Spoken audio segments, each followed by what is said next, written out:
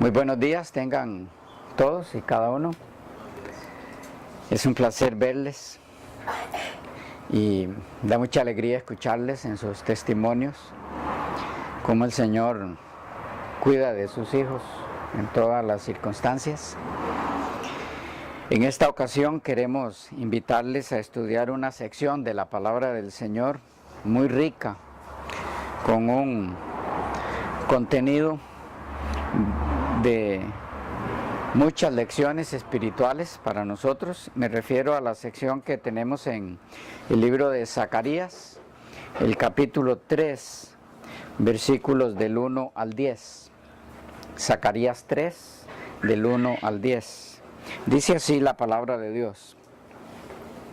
Me mostró al sumo sacerdote Josué, el cual estaba delante del ángel de Jehová. Y Satanás estaba a su mano derecha para acusarle. Y dijo Jehová a Satanás: Jehová te reprenda, oh Satanás. Jehová, que ha escogido a Jerusalén, te reprenda. ¿No es este un tizón arrebatado del incendio? Y Josué estaba vestido de vestiduras viles, y estaba delante del ángel. Y habló el ángel y mandó a los que estaban delante de él, diciendo: quitadle esas vestiduras viles. Y a él le dijo: mira, que he quitado de ti tu pecado, y te he hecho vestir de ropas de gala. Después dijo: pongan mitra limpia sobre su cabeza. Y pusieron una mitra limpia sobre su cabeza y le vistieron las ropas. Y el ángel de Jehová estaba en pie. Y el ángel de Jehová amonestó a Josué diciendo: así dice Jehová de los ejércitos: si anduvieres por mis caminos y si guardares mi ordenanza, también tú gobernarás mi casa. También guardarás mis atrios, y entre estos que aquí están te daré lugar. Escucha pues ahora, Josué sumo sacerdote, tú y tus amigos que se sientan delante de ti, porque son varones simbólicos.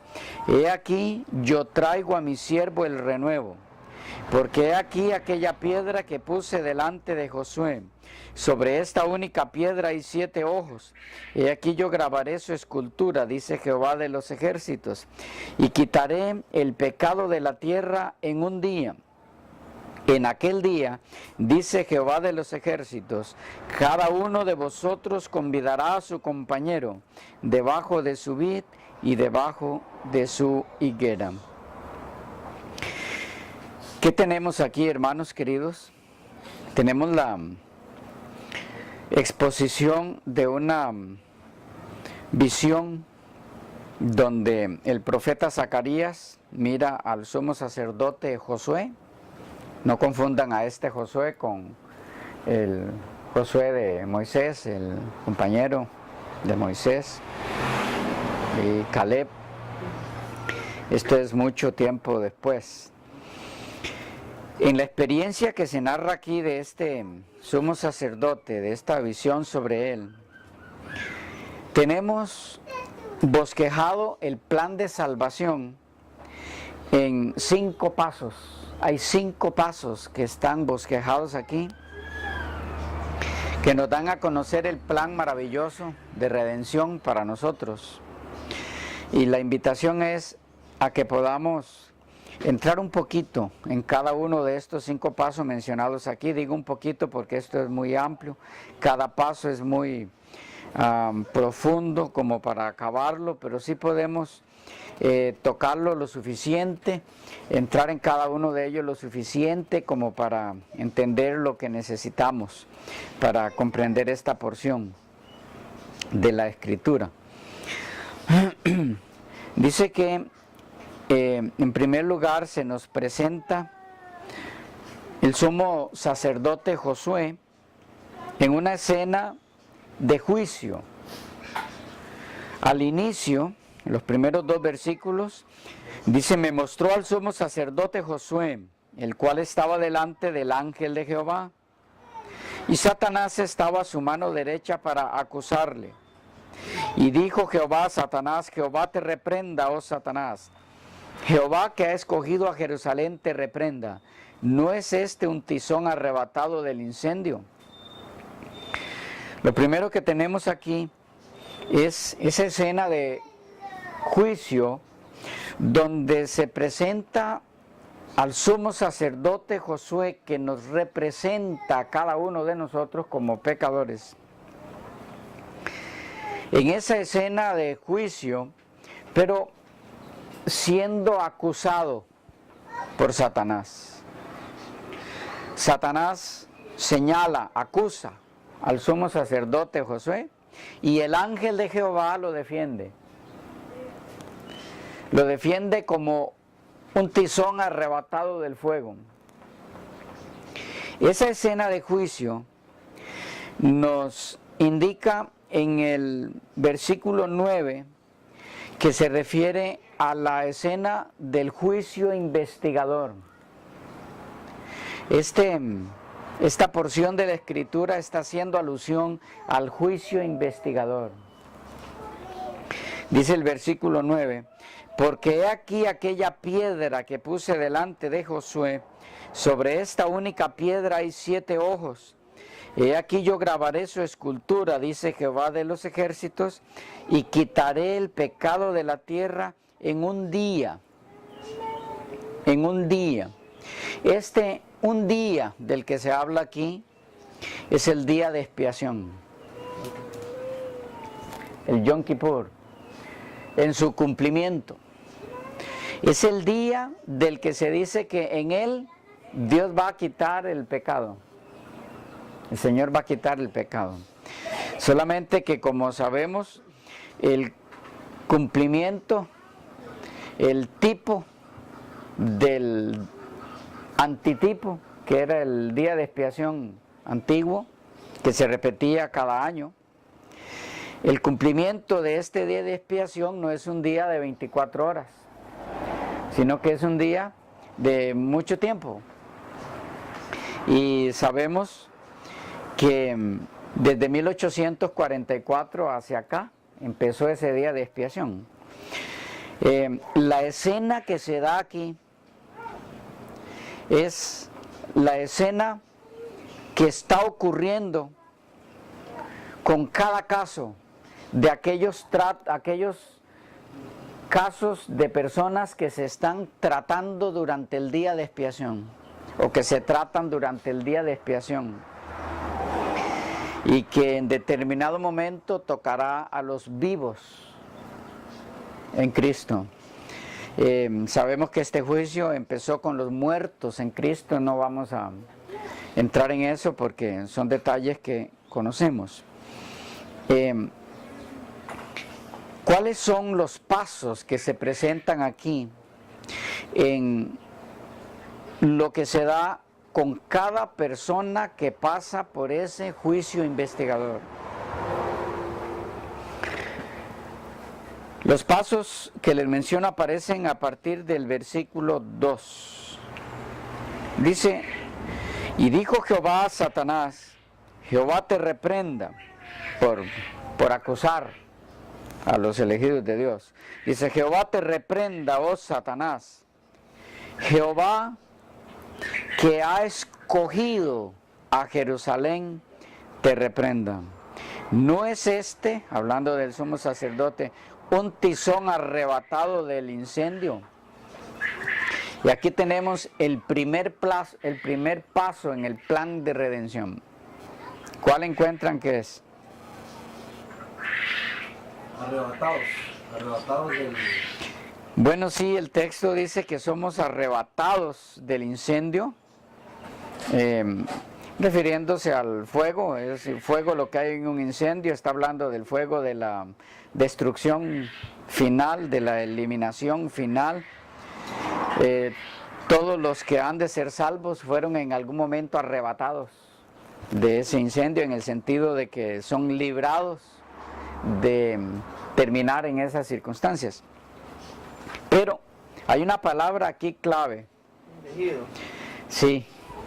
Jehová que ha escogido a Jerusalén.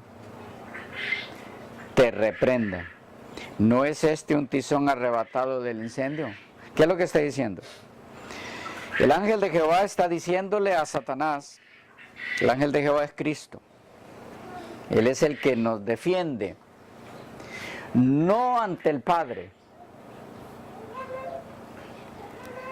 Jesús no necesita defendernos ante el Padre, porque el Padre no tiene sentimientos de mal hacia nosotros, pensamientos de mal hacia nosotros. Jesús no necesita defendernos del Padre. Es importante que entendamos eso. El Padre mismo os ama, dice Jesús. Si uno vería a Dios como un juez que está esperando que no cometa algún error para... Sí, y entonces que Cristo tiene que intervenir para que Dios no nos castigue. No, esa no es la escena que tenemos en la Biblia acerca de Dios. El Señor reprende a Satanás, que es el que nos acusa. Igual, pastor, muchos se confunden creyendo que cuando Cristo muere en la cruz es para satisfacer la ira y algo que Dios está pidiendo para poder perdonar a los seres humanos. Para poder apaciguar a Dios. Para calmar su venganza o su ira. Muchos confunden con esa parte. Entonces, que Dios estaba saldando la cuenta con él. Sí, y en verdad no es así. Pero, entonces, ¿por qué reprende el ángel de Jehová a Satanás? Porque está acusando a un elegido de Dios. Es decir, el sumo sacerdote es de Jerusalén. Y Jerusalén fue elegida. Es símbolo del pueblo de Dios. ¿Ok? Entonces, el primer paso que tenemos aquí del plan de redención es el paso de la elección. Y es importante que entendamos cómo es que funciona la elección. Cómo Dios elige a sus hijos. Y en esto, en algunas ocasiones hemos tratado parte de esto, no a fondo, pero debemos saber que hay dos formas de ver esto. Una correcta y la otra incorrecta. La forma incorrecta de comprender la elección en la Biblia es la que nos presenta a Dios eligiendo un grupo de personas entre toda la raza humana para ser salvo, independiente del otro grupo del que Dios decide no salvar por simple decreto de Él. Es decir, esta primera posición sobre la elección lo que enseña es que la elección de Dios respecto a los elegidos o los escogidos o los salvos, que esa elección que Dios hace de los salvos está basada en el decreto de Dios. Es decir, Dios decide este grupo salvo y este grupo ve a ver qué hace. Por más que después se va a hacer perdido. Sí, no importa lo que hagan. Yo solo elegí a este grupo para salvarlo, a este no lo elegí para salvarlo. En ese grupo sitúan a Judas. Sí. Que él hiciera lo que hiciera, ya estaba destinado a perderse. Es correcto. Y a muchas otras personas, a todos los que se pierdan. ¿Ya? Estas personas que piensan así dicen que esta elección por decreto es parte de lo que ellos llaman la doctrina de la doble predestinación. ¿Cuál es la doctrina de la doble predestinación? Que Dios predestina o programa de antemano el destino. Predestinación viene de dos términos: pre, que es de antemano, desde antes, y destino, destino programado de antemano. Y ellos dicen, Dios programó el destino de la humanidad de antemano. A estos los destinó para salvarse y a estos para perderse, y no hay nada que hacer. El que está destinado para salvarse, haga lo que haga, terminará salvo siempre. Y el que está destinado para perderse, haga lo que haga, intente lo que intente, terminará perdido al final. Es la doctrina de la doble predestinación.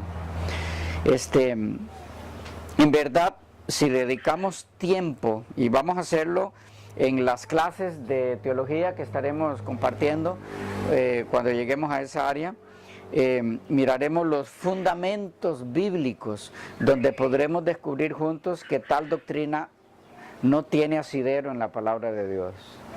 La doctrina de la doble predestinación. La elección que Dios hace de los salvos es muy distinta de lo que hemos mencionado. La oportunidad de ser salvo la tiene todo ser humano que pisa esta tierra. Toda persona tiene la oportunidad de ser salvo. Cristo murió en la cruz del Calvario por todo ser humano. ¿Y por qué no todos se salvan? Porque no todos deciden aceptar el plan de salvación. Y los que dicen que en la Biblia existe la doble predestinación de la que hablábamos anteriormente, dicen sí, los que no aceptan el plan de salvación es porque Dios eligió que ellos pensaran así. Entonces finalmente es Dios el que los predestinó para eso. Dios eligió que ellos pensaran así. No, ¿cómo es que Dios elige? ¿Por qué Dios elige al grupo de salvos? El apóstol Pedro, en su epístola, primera epístola del apóstol Pedro, el capítulo 1, el versículo 2, nos dice en base a qué o con base en qué es que Dios elige a los salvos. Allí hay un elemento clave. Primera de Pedro 1:2 dice así: elegidos según o basándose en, ¿verdad? Elegidos según la presciencia de Dios Padre, en santificación del Espíritu, para obedecer y ser rociados con la sangre de Jesucristo. Gracia y paz os sean multiplicadas. Elegidos según la presciencia de Dios Padre. Hay un término clave aquí. ¿Cuál es? Presciencia. No la confundan con presencia, de estar ahí. Es presciencia. Es una palabra compuesta. Pre y ciencia. Ciencia es conocimiento. Presciencia es conocimiento de antemano. Entonces, ¿en base a qué se hace la elección de los salvos? Su presciencia. En base a la presciencia de Dios. Eso es lo que el texto dice. Dios, conociendo de antemano lo que la persona va a decidir, porque para él no hay futuro, él ya vio todo. Entonces elige a los salvos por la decisión que ellos toman, al ofrecimiento que Él les da de salvación, por la actitud que ellos toman ante su ofrecimiento de salvación. Ya Dios lo vio antes que la persona nazca.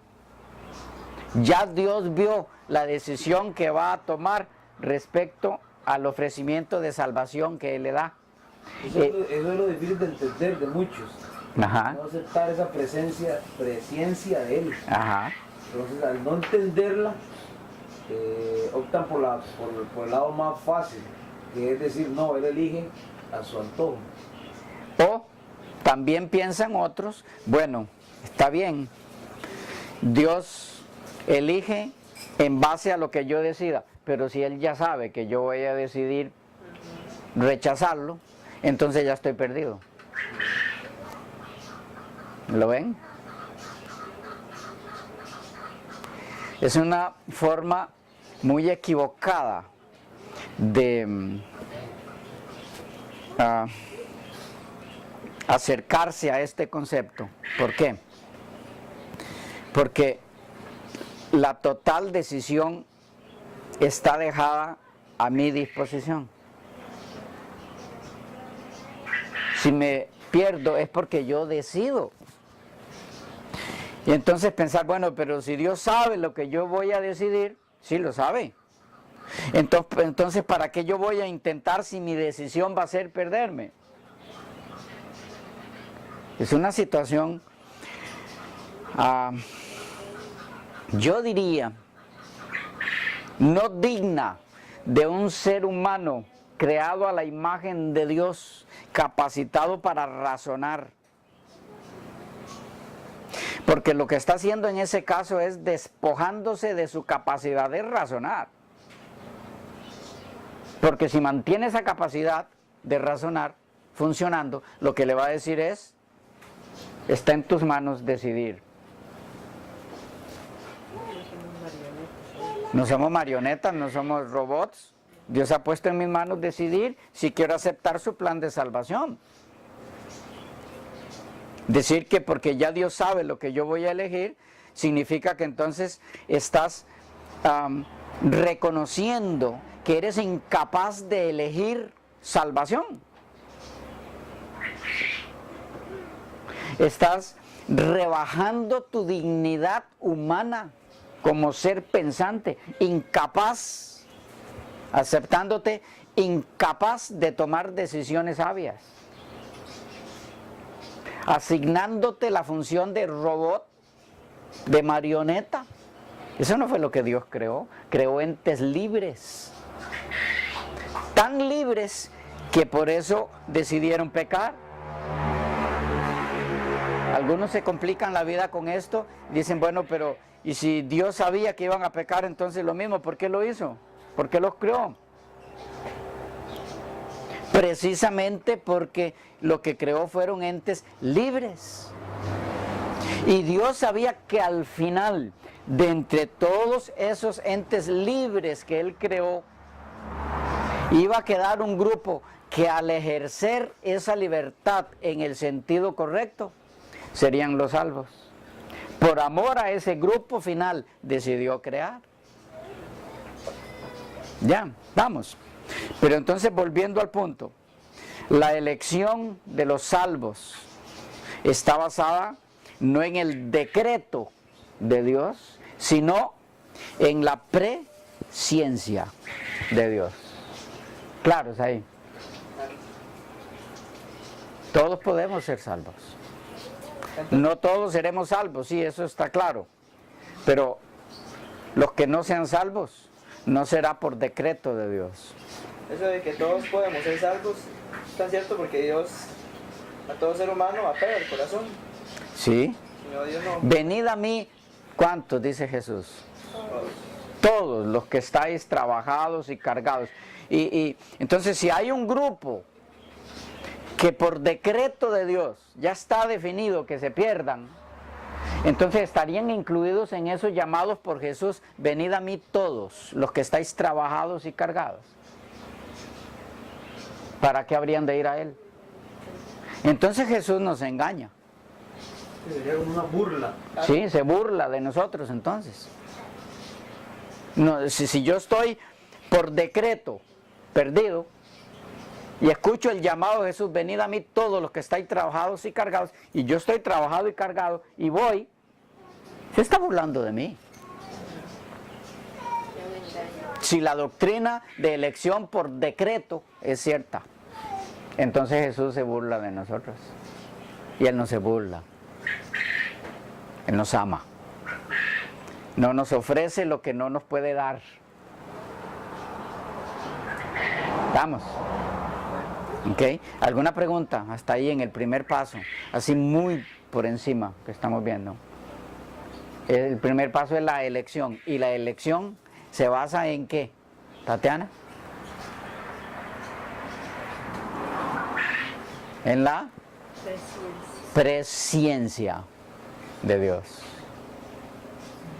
¿Ok? ¿Estamos? Vamos al segundo paso en la segunda sección que se nos fue la media hora.